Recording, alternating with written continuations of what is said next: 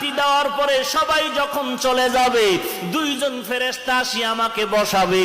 বসানোর পরে সব কবরওয়ালাকে উঠাইয়া তিনটা প্রশ্ন করা হবে।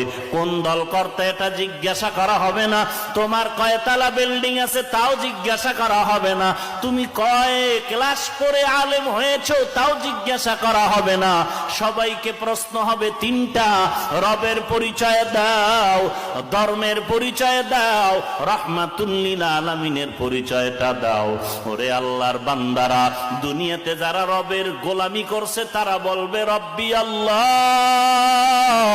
আমার রব আর কেউ না, আমার রবের নাম একমাত্র আমার আল্লাহ, আল্লাহ ছাড়া আমার আর কেউ নাই, আমার ধর্ম আমার ইসলাম, আর কোন ধর্ম আমার নাই।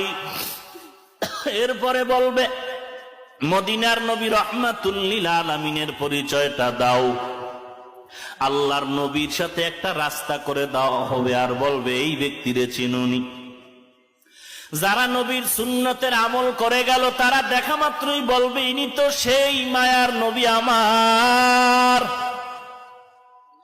যেই নবীকে না দেখে নবীর আদর্শের টুপি পরলাম, দাড়ি রাখলাম, লম্বা জামা পরলাম, আল্লাহ পাক অর্ডার করবে জান্নাতের বিছানা কবরে বিছায়া দাও, জান্নাতের বাগান বানায় দাও।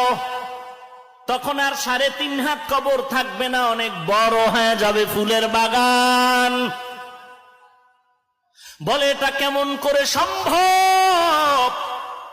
আল্লাহর কুদরতে অসম্ভব তাও সম্ভব।